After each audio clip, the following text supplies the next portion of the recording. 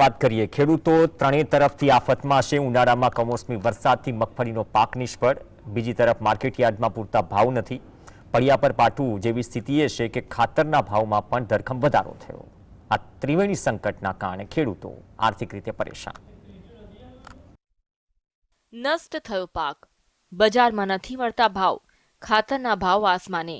આ ત્રિવિધ સંકટથી બનાસકાંઠાના ખેડૂતોની હાલત દયનીય બની છે। તેમની આવક ઘટી છે, ખર્ચ વધ્યો છે અને તેમની આશા તૂટી ગઈ છે। આ વર્ષે બનાસકાંઠામાં 38,044 હેક્ટર જમીનમાં મગફળીનું વાવેતર કરવામાં આવ્યું હતું। જો કે અણધાર્યા વરસાદને કારણે ખેતરોમાં જ પાકનો નાશ થયો હતો। એક અંદાજ મુજબ 50%થી વધુ પાક નિષ્ફળ ગયો। ખેડૂતોની પીડા ખેડૂતો જ સમજી શકે છે। ખાતરના ભાવ વધારે છે પણ અમારી હાલત તો જુઓ તમે, હળી ગયું છે, બાજુ કોઈ મળતું નથી। ખૂબ આ પડે કટે અમને હાડે,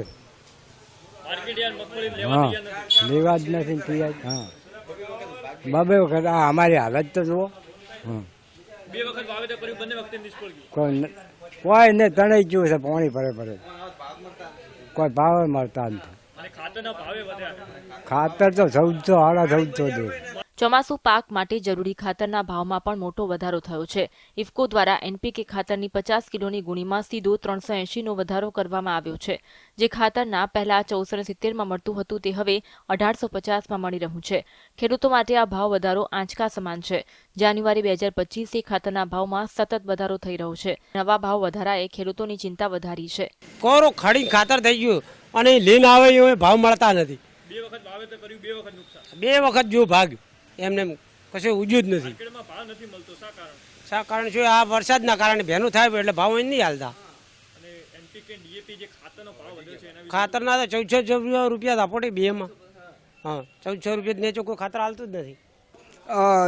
માર્કેટમાં આમાં ભાવ ખેડૂત કોમ કરી મરી જાય, બધું કોઈ નથી।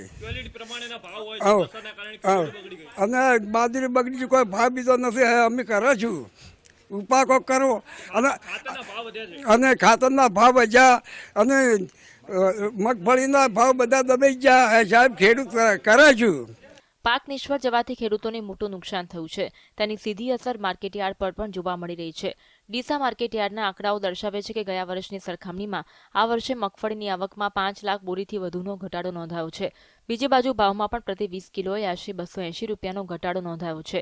માર્કેટયાર્ડના સેક્રેટરીના જણાવ્યા મુજબ પાકની ઓછી આવકને કારણે માર્કેટયાર્ડને પણ આશરે 2 કરોડનું નુકસાનનો અંદાજ છે।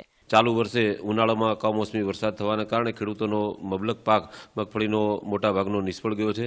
જેઓનો ઉનાળુ સિઝન પણ ફેલ થઈ ગઈ છે અને ત્યારબાદ ચોમાસામાં પણ વરસાદ નિરંતર ચાલુ રહેતા ચોમાસુ સિઝનમાં વાવેતર થઈ શક્યું નથી, જેથી ખેડૂતોને 2 સિઝનનો નુકસાન ચાલુ વર્ષ દરમિયાન થયેલ છે અને માર્કેટયાર્ડને પણ માર્કેટ ફીની મોટી ઘટાડો ચાલુ વર્ષે જોવા મળશે એવું લાગી રહ્યું છે। લગભગ 2 કરોડ રૂપિયાની આવકમાં ઘટાડો થશે।